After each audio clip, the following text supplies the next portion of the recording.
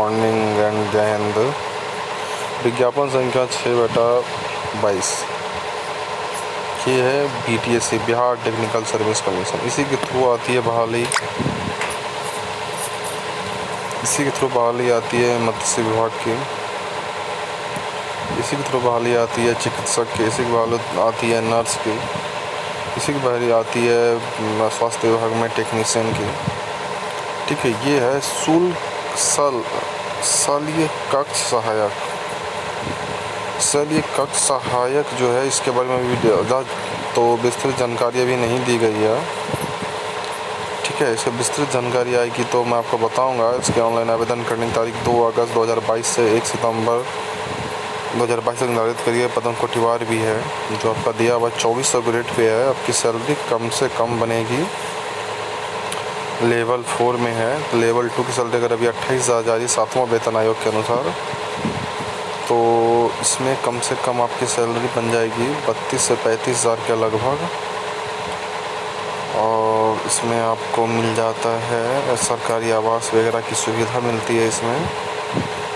और जैसा कि मैं आपको और बताने जा रहा हूँ, इसमें और भी कुछ है जिसके बारे में मैं आपको भी बताना चाहूँगा कि ANM JNM पैरामेडिकल, शायद अभी इसकी एग्ज़ाम है, आज और कल उसकी एग्ज़ाम चल रही है। पैरामेडिकल से ही ANM JNM की कोर्स होती है। और ये उम्मीदवार के लिए बहुत ही अच्छी खबर है BTSC के थ्रू कि इनका 2 अगस्त से लेकर 1 सितंबर तक, इसमें अभी तो इसमें आपको 10,709 ही बहाली दी है। इसमें करीब सीट खाली है 60,000 अप्रॉक्स, या उससे प्लस भी हो सकती है। और जितनी सारी अस्पताल बनी है उतना सारा भी मतलब कि नर्स की बहाली नहीं आई है। ये ANM है, JNM से एक लेवल नीचे होता है, ANM बोलते हैं इसको। इसकी कुल संख्या है 10,709। और जिसमें के पास ANM की डिग्री है वो ये फॉर्म भर सकते हैं। उनके पास अगर एक्सपीरियंस है तो और ज़्यादा बढ़िया है। ये नंबर बेसिक पे होती है ज़्यादातर। ठीक है, हो सकता है इस बार कुछ चेंजिंग आ जाए। पिछले बार तक तो नंबर बेसिक पे ही हुआ था। इस बार अगर कुछ चेंजिंग होती है तो उसके बारे में आपको जल्द से जल्द इसके बारे में इंफॉर्मेशन देंगे। इसमें सीट है जनरल का 3,539, EWS आर्थिक रूप से कमज़ोर वर्ग के लिए 868, ये जनरल से आता है। और SC के लिए 2,188 है, और ST के लिए 82 है, EBC के लिए 2,403 है, और BC के लिए BC2 जो होता है उसके लिए 1,191 है। और पिछड़ा वर्ग महिला BC2 महिला के लिए जो 35% आरक्षण सीट होता है, और BC2 महिला के लिए 35% आरक्षण, पूरे महिला के लिए 35% होती है, 3% होती है BC2 वाले के लिए। 3% में 438 सीट है। कुल 10,709 है, लेकिन 10,709 इसमें जिसमें कि 2% सीटों में 180 सीटों के स्वतंत्रता सेनानी पता पोती नाती नतनी, लेकिन ये मिलता नहीं है। इसके बारे में आप चर्चा ना ही करें तो ज़्यादा बढ़िया है। लेकिन मैं आपको बता दूँ, दिव्यांग हेतु 4% है, जिसमें 340 सीट। मैं आपको एक चीज़ में बता देना चाहूँगा कि इसको आप ध्यानपूर्वक सुने और समझें कि इसमें जो 35% सीट होगी वो जो 35% सीट जो होगी या होती जो थी वो इसमें नहीं आएगी। इसका एक सबसे बड़ा रीज़न क्या हो जाता है कि इसमें 100 में 100% महिला ही होती है। पिछड़े वर्ग महिला के लिए अलग से 3% आरक्षण, इसमें 100 में 100% महिला ही होती है। ठीक है, इस वजह से इसमें 35% आरक्षण का कोटिवार का ऐसा कुछ नियम नहीं है। इसमें 35% आरक्षण नहीं होगा इस चीज़ का। अब आइए मैं आपको दिखाना चाहता हूँ ये ECG वाला। आप लोगों ने ECG देखा होगा। ECG आपकी दिल की धड़कन बताएगी। आप जैसे अस्पताल जाओगे तो सबसे पहले आपका ECG कराया जाएगा कि आपकी धड़कन की गति क्या है। और जैसे आप इमरजेंसी के लिए एडमिट हो जाओगे तो उसके बाद ही आपका ब्लड टेस्ट, एक्सरे, ये सब स्टार्ट होता है। ECG टेक्नीशियन 163 पोस्ट है। इसका भी 2800 ग्रेड पे है। इसका सैलरी बनेगा 40,000 के लगभग। आपका ऑन हैंड 35,000, 32,000, 35,000 या 38,000 या 40,000 इसी के लगभग आपकी सैलरी आएगी। इसका भी उसी डेट पे निर्धारित है 2 अगस्त से 1 सितंबर तक।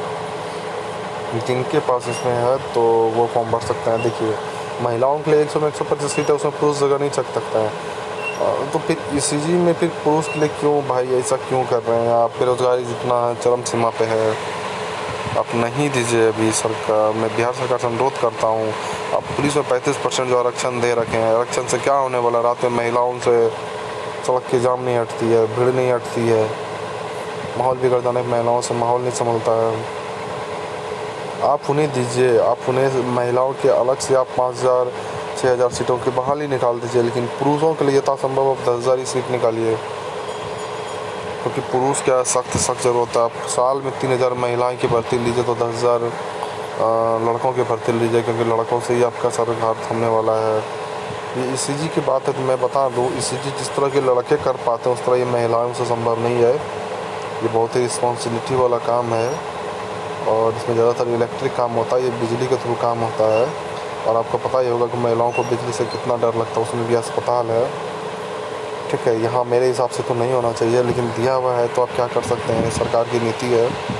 35% आरक्षण भी देगा उसी के हिसाब से चलना होगा। खैर आज के लिए इतना ही दोस्तों, और मेरे चैनल को सब्सक्राइब कीजिए, लाइक कीजिए, कमेंट कीजिए, शेयर कीजिए। बाकी मैं आपको और भी ज़्यादा से ज़्यादा मैं वीडियो आपके अंतर्गत लाऊंगा, और मैं आपको बिहार दरोगा के बारे में कुछ बताना चाहूँगा। बिहार दरोगा बीपीएसएससी के बारे में मैं आपको कुछ बताना चाहूँगा कि ये बीपीएससी की बहाली, बीपीएसएससी की बहाली, बिहार पब्लिक सर्विस कमीशन की बहाली रुकेगी नहीं। 2022 में एनी हाउ बहाली आएगी, इसको कोई नहीं रोक सकता है। ठीक है, मैं इसके बारे में अलग से आपसे डिस्कस करूँगा बहाली को, क्योंकि आप सुप्रीम कोर्ट के दायरे में जो बहाली आई थी मैं उसके बारे में बताऊँगा कि सुप्रीम कोर्ट की जो बहाली आई थी, वो जब सुप्रीम कोर्ट का आदेश हुआ तब बहाली आई थी। 2213 सीटों की बहाली आई थी सुप्रीम कोर्ट के। उस समय 4586 पोस्टों के बारे में कहा गया था सुप्रीम कोर्ट के आदेशानुसार।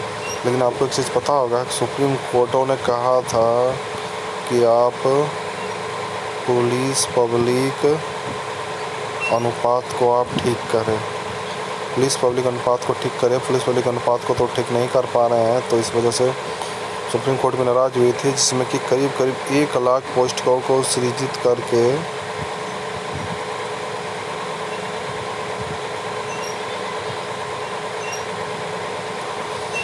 1 लाख पोस्टों को सृजित करके पुलिस मुख्यालय,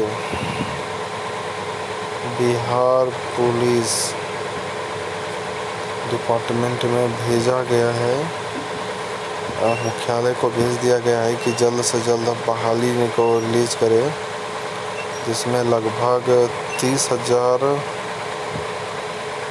30,000 कांस्टेबल है।